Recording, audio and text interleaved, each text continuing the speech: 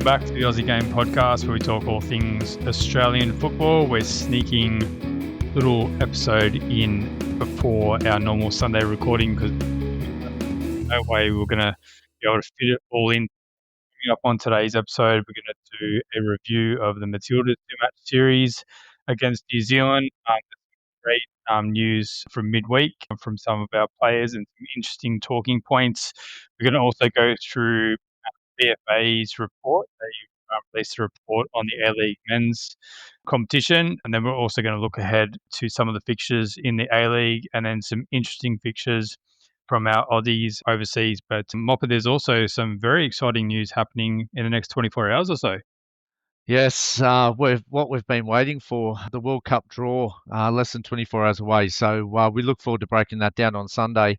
But yes, very exciting. We'll be up early watching every country get drawn in the pots. And yeah, it'd be fantastic for Australia to see who we come up against and probably most importantly, where we're going to be located.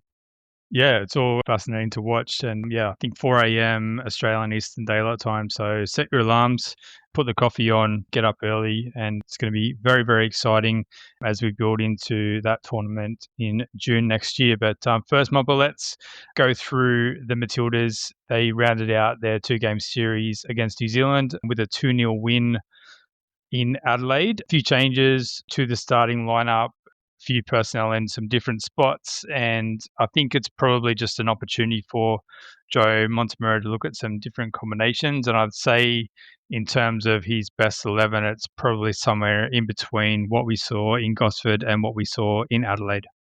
Yeah, absolutely. And his progress continues. And I think one of the ticks that he would have loved to see was the way they possess the ball, and the possession stats certainly show that how much they possess the ball. The other night, 70% possession, shots at goal 19, shots on target 5, or a little bit ineffective in front of goal. But I think the control of tempo and the way we play is definitely coming together now. It's more continuity and the expectations around the movement. So I think he'd be very happy with that, and certain phases of the play that we can look at as the opportunities in just getting this team more effective, because obviously he's going to want to control when he gets those higher nations like Japan. He wants to control the tempo and not get dominated by Japan, because they will be one of our main challenges.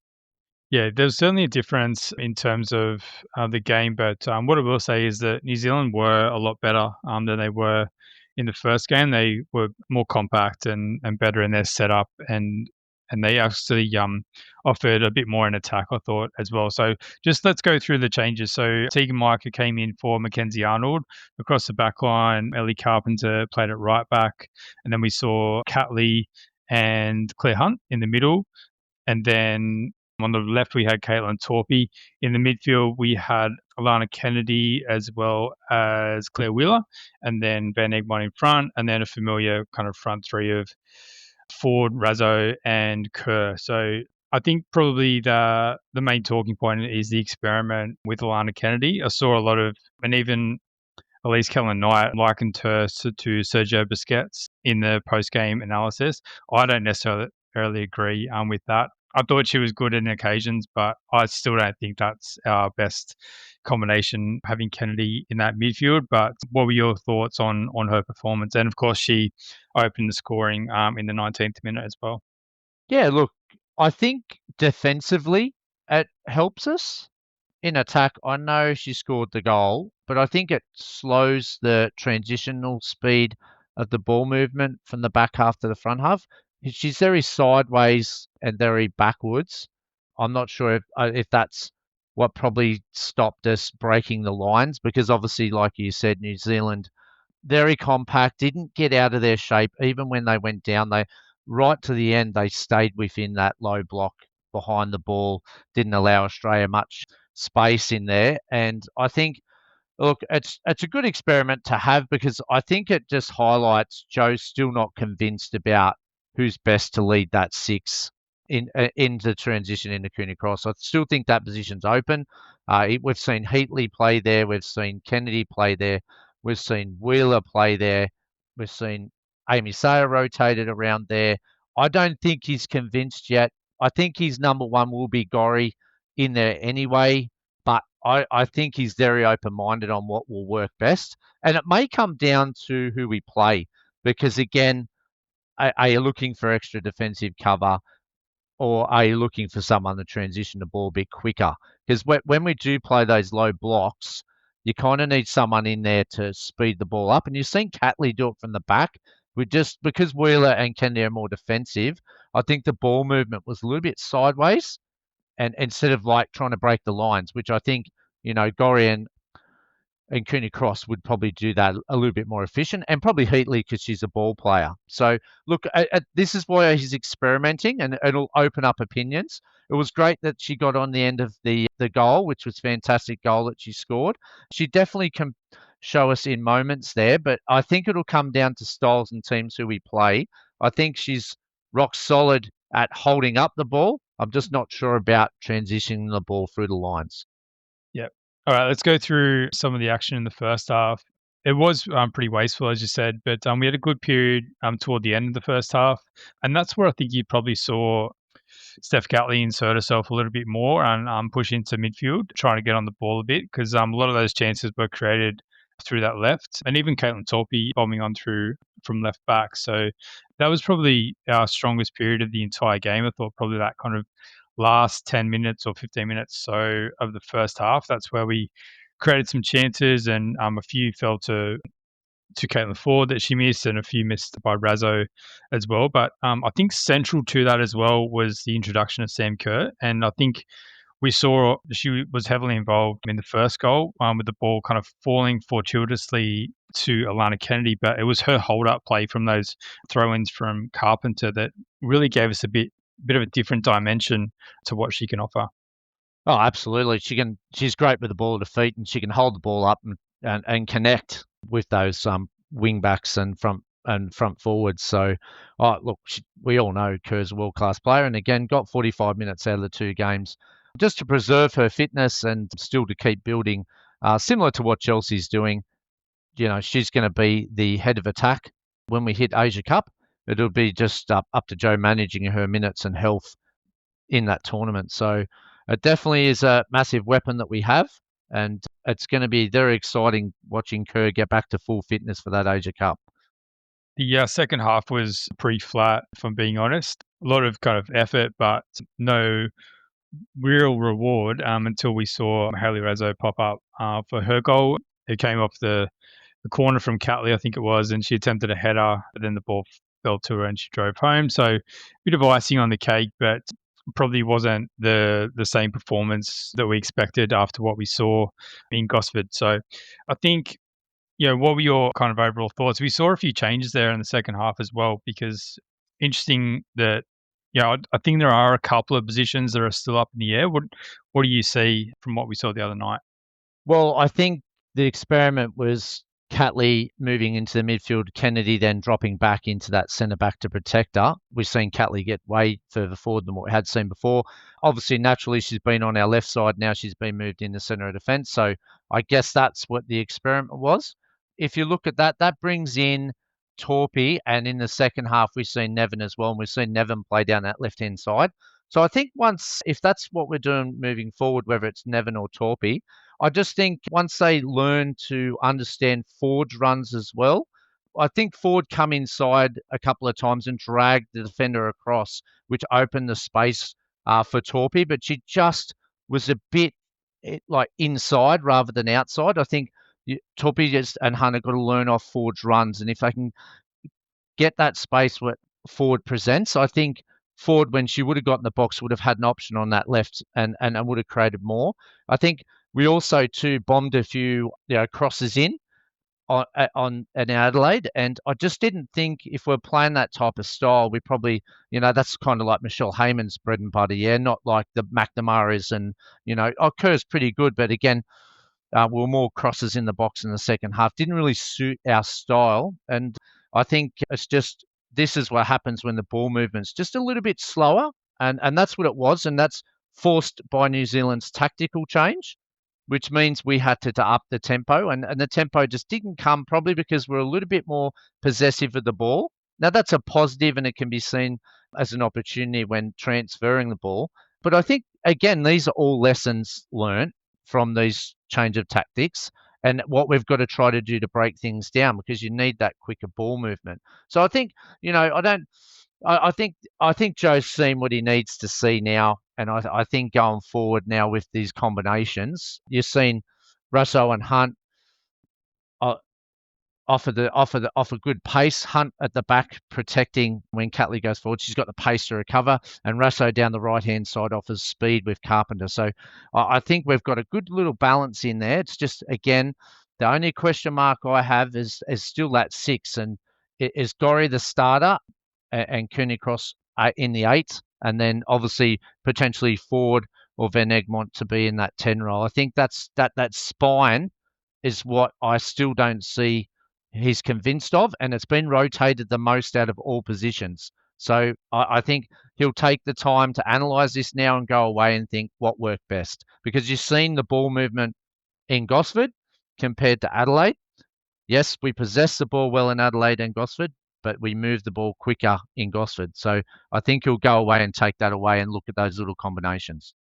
Interesting in that 10, as you said, because Van Egmond played pretty much the majority of both of those games in the 10. So maybe that's his solution. But I think probably one of the good things that we saw is that, and I think Amy Sayer said this post game at Gosford, it's this kind of idea of there's total football, which is like a Dutch concept. But the idea that, we do have positions, but it's rotational, and it's like Yeah, other 100%. players can drop in and push forward. And I think that's really what Joe's trying to implement. It's like, yeah, here's our kind of basic formation, but if there's the opportunities to go forward, the opportunities to come back and cover to find space, that's what you do. Yeah, and I think that's the interesting point with Kennedy. Yeah, like if Catley's going to do that, then Kennedy will be needed at centre back. I don't think Gorry could probably do that role, but Heatley and Kennedy can. And I think it'll come down to who we play, to how confident he's willing to release that, or whether he just plays through the 6 and 8, and then use the width, the transition, and try to break on teams. So yeah, it's good stuff. 7-0 for the Matildas, a great hit out against a good nation. And New Zealand, give credit, really adapted in that second game and really kept their shape well. So really frustrated us and made us probably play a few balls and that we probably wouldn't normally, and probably put some balls in the air that we probably wouldn't. We'd probably use our movement. But that's all connection and that's all learning. And you probably, that's what you probably want to see now rather than when we get to the Asia Cup. There were three players that didn't see any game time, so Remy Siemsen, Charlie Rule, and Chloe Lincoln. But would you think that, this 23, and it was mentioned in commentary that potentially the Asian Cup squad would be as much as 30. Do you think these 23 are kind of in, and then it's a matter of topping up around the fringes? Yeah, Charlie Rule's probably the most interesting one. She's had a horrific injury layoff, but has had a great start to the Women's Super League. So I think over time, in the next 4 or 5 months, she'll push her way into that top 30. She'll be right on the edge of the cusp. I think Lincoln now has probably solidified her position as the third goalkeeper. So I think, I think she's been picked from those previous campaigns in Panama to go, yep, this is the next generation. We'll go with that. And obviously, there'll be some young ones coming through in the younger teams that we'll be able to see and get exposure of, in that they've got some important tournaments coming up as well. So I think we've always been pretty close with the Matildas. There's never been too much change. And it would probably take a lot from a few players that aren't in this squad to really perform. But some of the leagues in America and Sweden are finished. So we're only really looking at the other European nations. So I, I I think the Matildas squad has been very consistent for a number of years, and it's just those fringe players. And I think those younger players in the tournaments will be the ones to watch out for, to see whether we actually get a couple of surprises in that 30 team squad. Yeah, I think you throw in Charlie Grant and fingers crossed Mary Fowler's fit. So that pushes it up to 25 and doesn't leave too many other spots. So that's potentially, as you said, one of those opportunities to bring in some of the younger players, give them some experience in a tournament environment with the likeliness that they're not going to see any game time anyway. Yeah, absolutely. But Matilda's on the right track, and well done to Gosford and Adelaide, who once again supported and provided great support for the Matildas as their brand just continues to go strength to strength. And they're going to have back-to-back tournaments at home. And what a great opportunity to expose more women to football and the young girls that are out there. It's just going to continue to grow and be bigger and bigger and better. Yeah, really looking forward to that tournament starting in March next year, and the last time we're going to see the Matildas in action until that tournament. So, yeah, lots of anticipation building up to that one. All right, mate, let's talk some things that happened since we last recorded because there's a bit to get through. Let's start with our champions in Norway, Gianni Stensnes and Nick D'Agostino, winning with Viking and winning the league. And it was the first league win for Viking since 1991. So, a big was that 34-year absence. So the scenes were absolutely incredible post match, fans storming the field, and yeah, the celebrations. And Stenson's played a full game in that one, got an assist. Nick D'Agostino, unfortunately, still out injured, but what an effort and what a contribution that these two boys have made. So to a really special occasion in Norway. Oh, and it gives them European football next year. Not like what more could you ask for as a player to be performing at the European stage and have a title behind you? So it's just going to add to. We want those numbers, don't we? We want the Australians playing in these European competitions to help grow their game. So I think the carrot at the end is not only the title, but the opportunity to play against the best of the best, which is just going to help them if they stay at Viking and continue their careers there. And yeah, we massive congratulations, and we wish them a nice off season and progress into Europe next year, which is what a great reward that will be. I think Stensness is still a sneaky shout for the World Cup as well. So it might be tricky now that they're out of season, but he's certainly done well since he's returned from injury. So we'll watch that space. The Joeys, mate, also qualified for the under 17 Asian Cup. They needed a draw or better against Iraq. They were up 2-0 and then down 3-2 and scored one late on in the game to secure a 3-all draw. And there was also a bit of drama after the match. Not sure if you saw that, bit of a scuffle. Yeah, I did. Um, Yeah. but I think it was your guy, Max Court, as well, that scored another cracker to seal the draw. Yeah, look, it's just a great story, isn't it? We want these young Joeys getting the exposure overseas in these international environments, and they've mentally handled it well with 3 wins and a draw, and showing great resilience there when going 3-2 down, and composure to get that equaliser to get through the Asia Cup. And yeah, here we go, another tournament that we can play on and get more experience at international level. So it looks like a pretty promising group there, and well done to the lads. And yeah, just probably got a little bit overawed probably at the end, and probably Iraq a bit frustrated that the Joeys took that spot to the Asia Cup. Yeah, but as we said on Sunday night, it's so crucial, this qualification, and let's hope they can do well. I mean, the tournament, I think it starts in May. I think I said early 2026 on Sunday night, but starts in May. All right, next one, Aaron Kunda. Watford put out a comment the other day saying that he's returning home for personal reasons. He's set to miss 2 games for Watford. He has had a little bit of a dip in form at Watford, and potentially this suggests why that has happened. But yeah, just want to send our well wishes to Aaron Kunda, and we hope that his situation's okay and we see him back on the field with that smile on his face sooner rather than later. Yeah, look, well done to Watford too, looking after the personal welfare of their players. So all our thoughts are with Irukunda, and look for all the supports there from the football family as well, which is a massive support base. All right, next I meet, how good was this to see Geordie Boss returning for Feyenoord and got 32 minutes off the bench, and he actually came on because their other left back got injured during the game. So I wonder if he will be starting to see a bit more game time, but it's just pleasing to see him back on the field. Absolutely, and we also seen Paul Izzo overseas during the week keep a clean sheet, 4 saves and player of the match in a 0-0 draw for Renders. So fantastic form for Paul Izzo. Yeah, the Toure brothers both started in that one as well, but Paul Izzo certainly in some good form for Randers. This one was great to see as well. Garan Quoll, his minutes for Sparta Prague are increasing every single week. So he got 15 minutes and an assist in their weekend match. But then during the week in the Cup, he got another start and a very nice assist, played a 1-2, and then cut the ball back for the goal. So great to see Garan Quoll getting some more time for Sparta Prague, and let's hope that just increases. Absolutely. And over in St. Pauli, we've seen they made it through to the quarterfinals in the DFP Pokal with a 2-1 win over Borussia Mönchengladbach, and a great 2-1 win there for St. Pauli, keeping their spirits alive. And Jackson Irvine continues his return from injury. He got 90 minutes that night, and Connor Metcalf come on late. You mentioned before that the women's competition in America is wrapping up or has wrapped up, and Caitlin Torpey has announced that she's leaving Portland Thorns. So, what do you think might be next for Caitlin Torpey? Ooh, I think probably should be aiming for Women's Super League in January. I think that's where most of the players are heading now, whether that's in the Premier League or the division below. Perfect window. She gives herself a 3 or 4 week break, and then the January 1st window will open for the Women's Super League. So I've got no doubt she'll be aiming high to play at a higher level.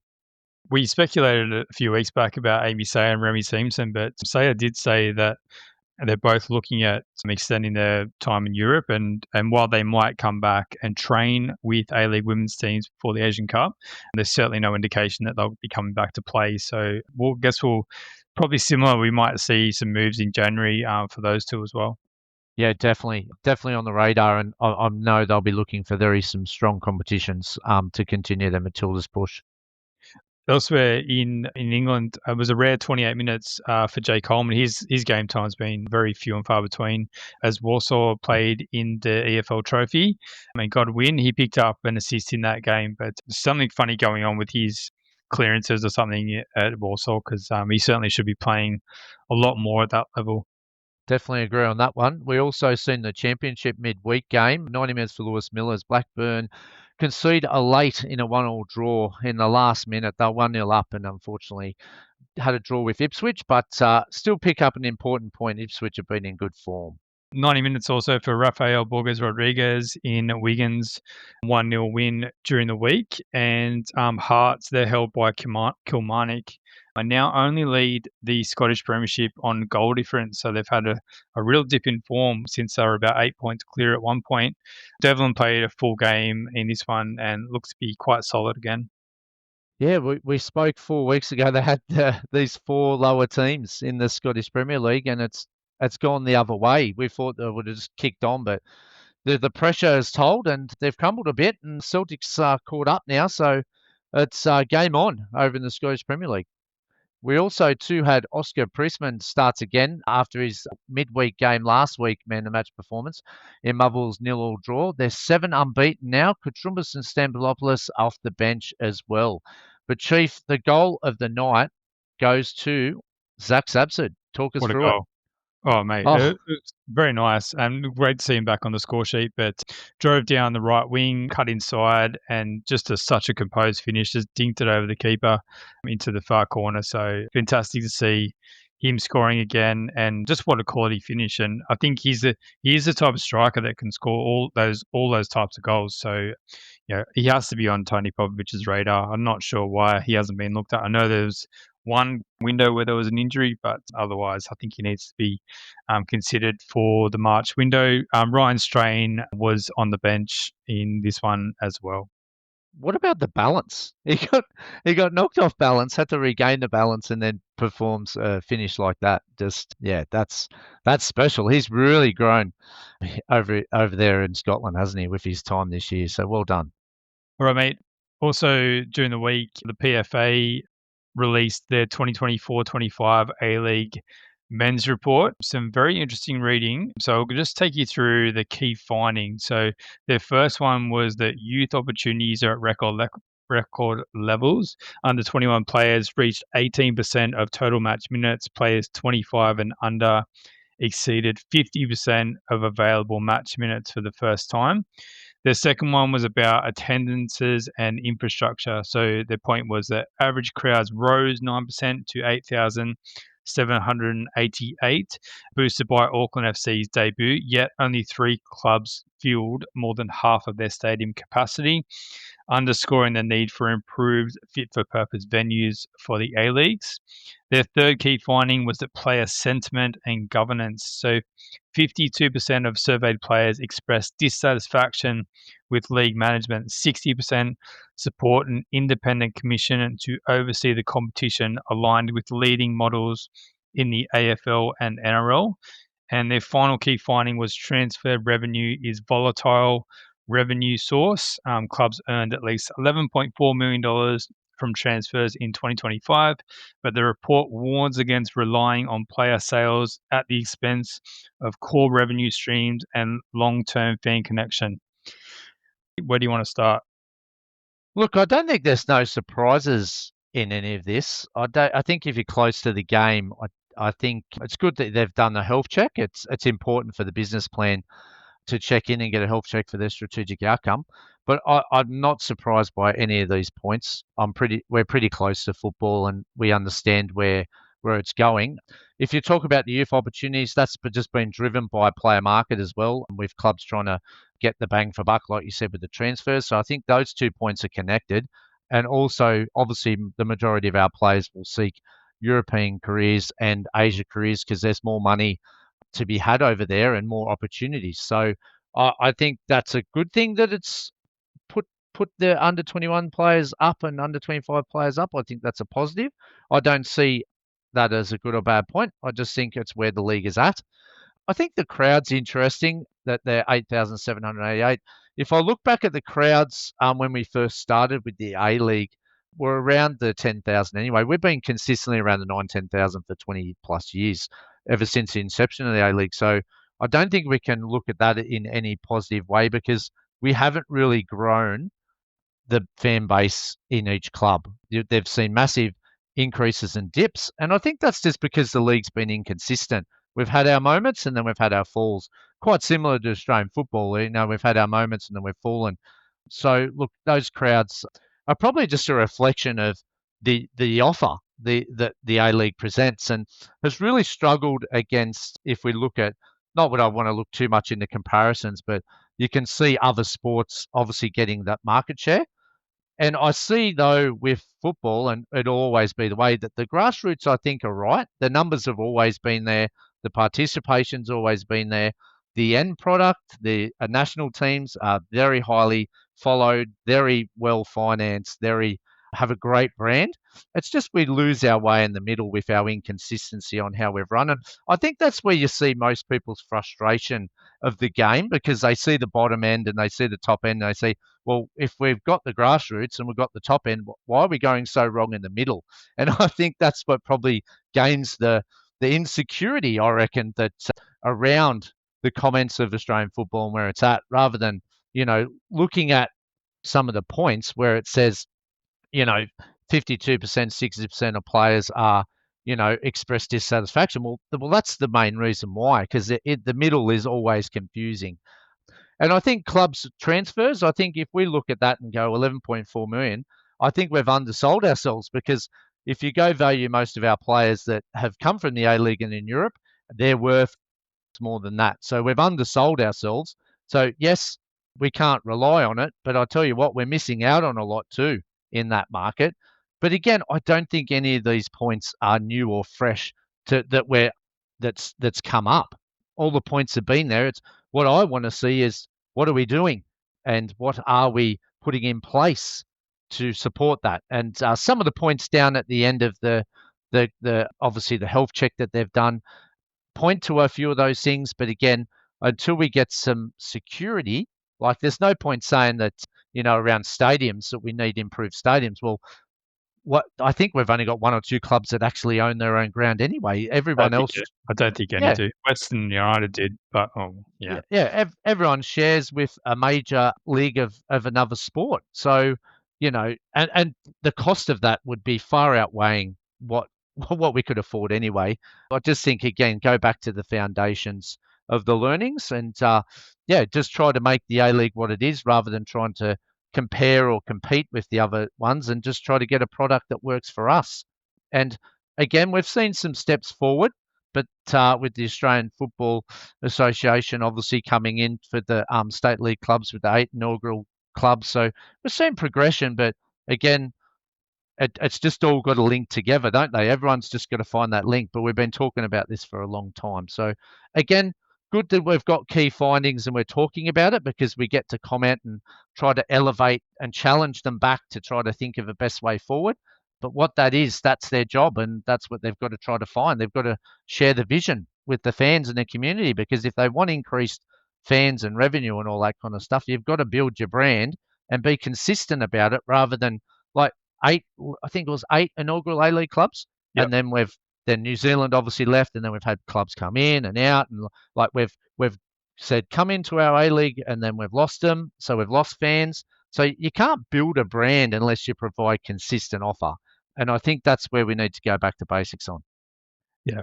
In terms of solutions for these findings, the APL did release a statement yesterday, but to be honest, it didn't say much at all. Very generic, didn't address some of the key findings at all. But let's just hope that they take some of it on board and that they can look for some opportunities within it. I'm just going to touch on a couple of things. So the youth opportunity at record levels, obviously that's partly just due to circumstance that, we can't offer the kind of salaries to keep a lot of players here. So that's out of necessity. But also within the report, it was mentioned that this is what's happened through the academies maturing as well. So we've seen those academies around for kind of 10 or so years, and this is the players coming through. So that's Good point. cycle. Yeah. So that's a good thing. Attendances and infrastructure. So apparently, if take out the Auckland crowds from last season, there would have been a slight decrease in the crowd. But obviously, those Auckland crowds boosted it up. In the weekend just gone, we saw 3 clubs record crowd figures in the 3,000s. So I believe it was Wellington, Macarthur, and Central Coast. So when we're returning results like that, and you contrast that with what we saw even in the pouring down rain at Auckland FC, they still had 5 figures, and we have the Sydney Derby as well. So that's where that real fluctuation comes with the crowd numbers, and that's why that in order to grow that 8,000 to, let's say, 5 figures across the league, if we're consistently having crowds of 3,000, that's a real negative for how we're going to do that. So that's unfortunate, and there's obviously different circumstances as to why that's happening at those particular clubs. But it's going to be really hard to grow even if we hit the top end and derbies and all this kind of stuff. It's going to be really hard to grow the league unless that bottom rises up a bit as well.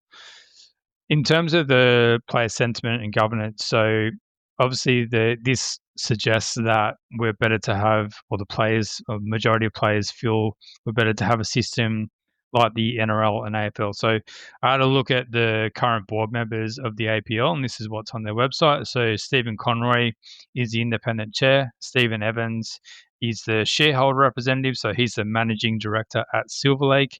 And then we've got Every Coxell, who is Football Australia's representative. So those 3 represent, obviously Conroy's independent, but the other 2 represent the interested parties. And then you've got 5 different representatives from the club. So John Doveston from Melbourne Victory, Gino Mara from Macarthur, Rob Morrison from Wellington, Simon Pearce from Melbourne City, and Kaz Patafta from Brisbane Roar. So basically what the majority of the players are saying is they don't like this current setup, and they feel that it should be a completely independent board. So what do you think of that, mate? Because the thing about the APL is, and I know that so they released a statement yesterday, but very generic.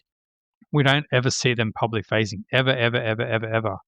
And we see the AFL constantly talking themselves up, and the NRL constantly talking themselves up.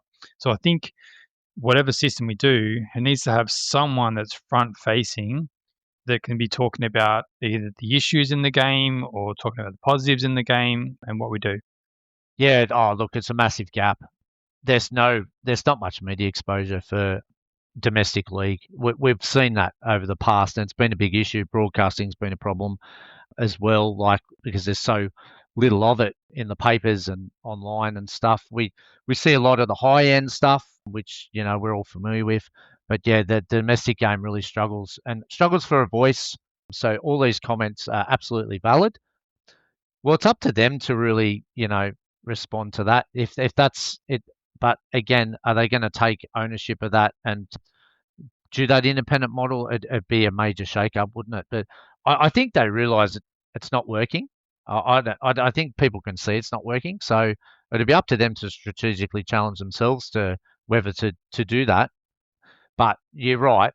There's no voice. There's no leadership. And when there's no voice and leadership, you can't promote your game. It's based on hearing coaches rant about the frustrations or voices like ours and other media outlets or other podcasters that voice their frustration on the issues within the domestic game. This is what I mean about the middle part. We're just so insecure and just lack that vision and direction of a strategic approach. If we all knew which way we were going and we were building towards that, and there was a voice behind that, then clearly that's a massive gap, because then there wouldn't be that confusion, would there, about where actually we're heading, rather than bullet points of what we've found. I already know the numbers, already see them. I don't need to be another health check to say that these are the same issues that we've already been made aware of.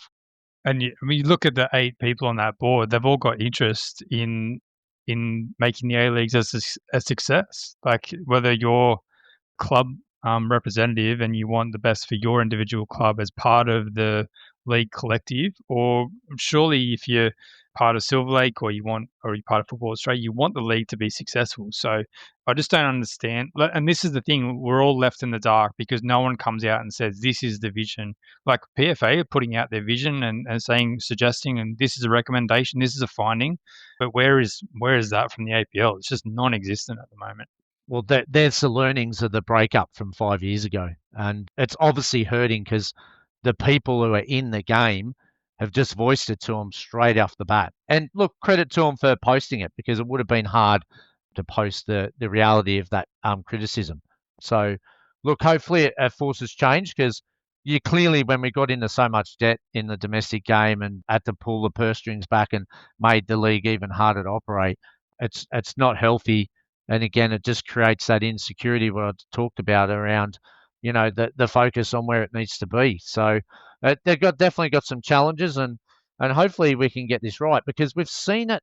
We've seen it right. We've seen it right in the NSL. We can do it, and we've seen parts of the A League, but we can do it. Can we get those learnings right, and from those eras and those moments? Because the crowd sustained itself. It hasn't dropped off too much. It's still sustained. The community's still on board. But again, we just got to develop it and build capability. It's all going to be around how they connect it. So, we've seen some challenges and some small steps forward. So, but we've done it. We've been there. We've been at the peak. So we know how to get there. So can we be sharp and smart enough to take these on board and make some real good changes where all stakeholders of the game are progressing the game forward? That's always Australia's challenge. And domestically, until we do that, we will not create a consistent offer at the top, and it won't flow through down to the bottom. Like you said, you want the bottom to come up, but unless the top's right, you're never going to be able to get it. Yep.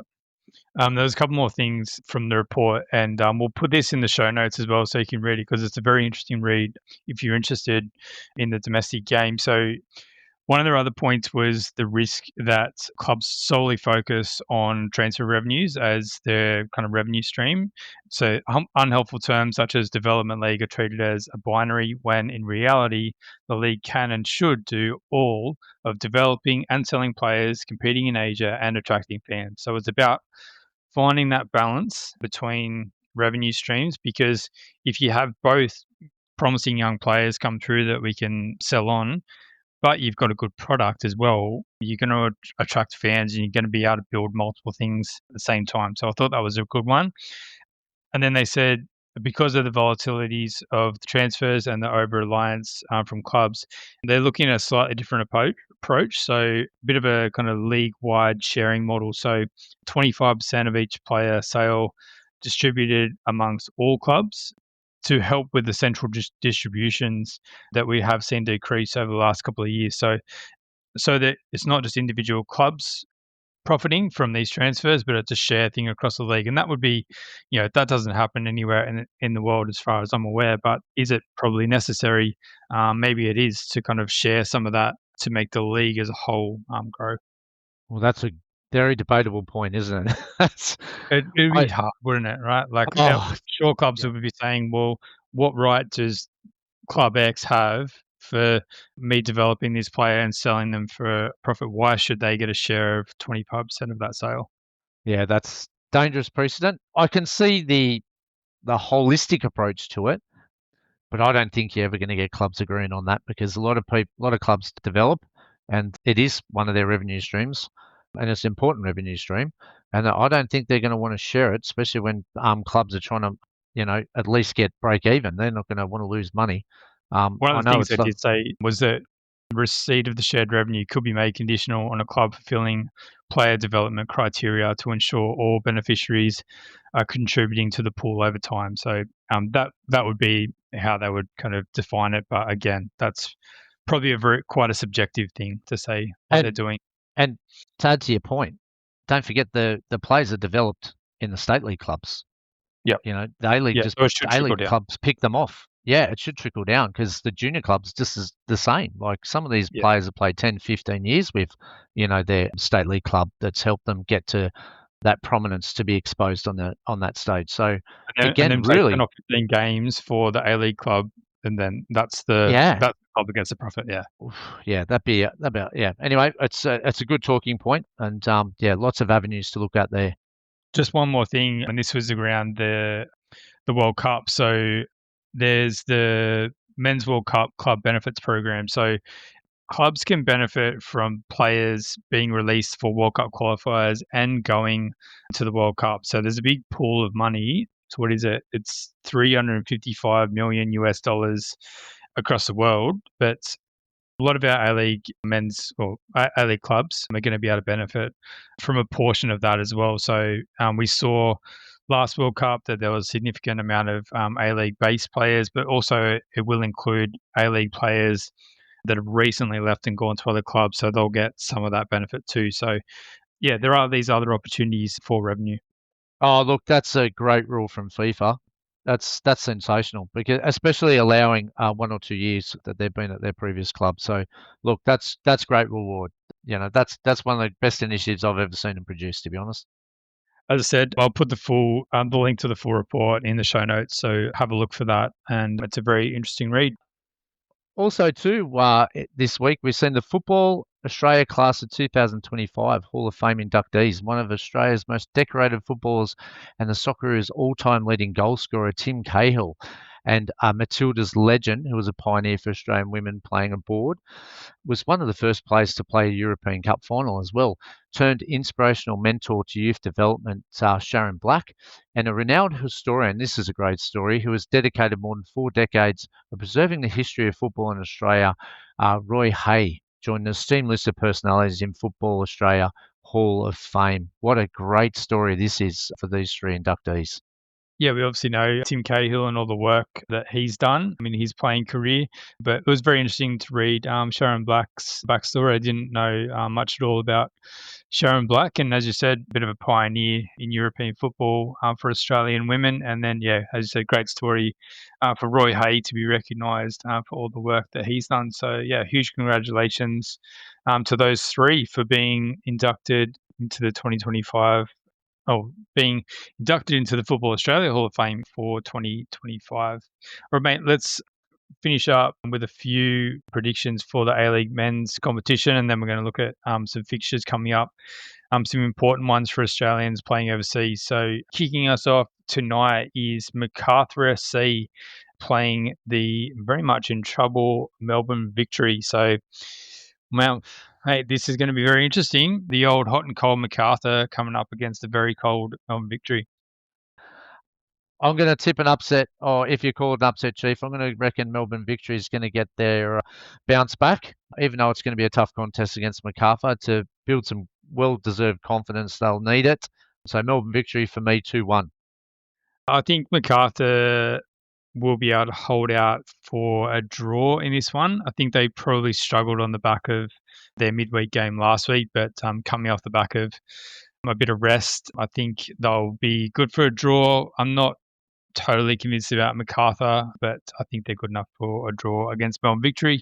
And what that means for Arthur Diller's post game, I guess we will wait and see. But you're tipping a win, for Melbourne Victory. So all smiles at Melbourne Victory potentially on the back of this one. This is another interesting one. Perth Glory hosting Western Sydney Wanderers. So Perth with a couple in a row, and Western Sydney obviously on the back of that big Sydney derby win. Can't split them. Perth being at home, I'm going for a draw. Just I don't know which way this game's going to go. So I'm going straight down the middle, sitting on the fence for a nice draw, 1-1. I'll go 2-1 Perth. I think they're on a good thing. I think Adam Griffiths is doing a great job even though he's in the interim role.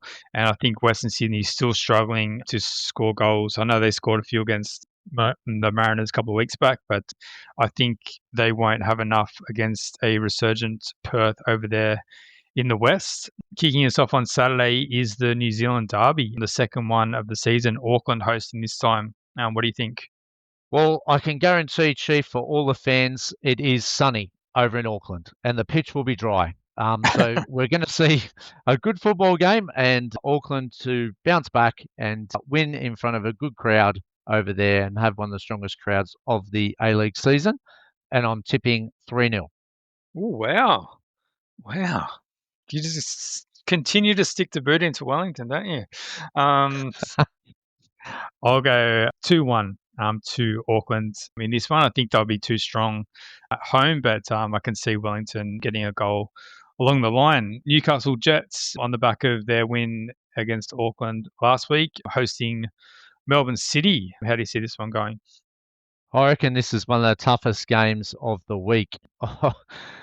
Newcastle bounced back against all teams Auckland, but the problem with Melbourne City is they've got to travel to Seoul, which is very high ranked up in, I think they're third or fourth in the Asian Champions League. So I think you'll see some squad rotation because I want to go to Seoul and get a result because the Champions League's still pretty tight. So I'm going to tip a draw. I don't think Newcastle can get past them, but I think it'll be an exciting game to all. Oh, wow. Okay. Yeah, what am I thinking? I might go the Jets 2-1. I think what we saw last week against Auckland, I think that resilience and what that will do for that squad, I think will set them on a different trajectory than what they've been on. So 2-1 to the Jets for me. Andrew Naboot misses this one for Melbourne City with concussion. The next game is the Mariners versus Sydney FC. This one traditionally produces plenty of goals, so maybe we'll see the same in this one. Paul Okonengsler out for Sydney FC. Oh, that's a shame. Sydney FC 3-0. They'll bounce back after their derby loss and they'll be hungry as to get back to the top of the table. I think Sydney FC 2-0 in this one. I think they'll be too strong for the Mariners, even though Okonengsler is out. And then the last game of the weekend is Adelaide United versus Brisbane Roar. Dylan Perez out. Oh, sorry, Dylan Perez returns for Adelaide after his suspension. And Valkanis back to Adelaide. So yeah, what a story this will be. What a contrast of styles this will be. I'm going for a draw, an exciting draw 2-all. Right, I'm going for Adelaide to continue their strong home form and 2-1 win for Adelaide.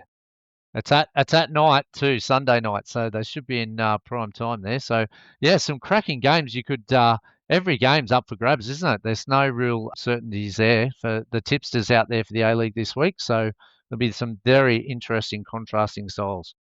Absolutely, mate. All right, let's finish off with a couple of games of interest for our Aussies playing overseas. The first one, the MLS Cup final, Vancouver Whitecaps taking on Inter Miami. What hopes of Vancouver causing an upset in this one?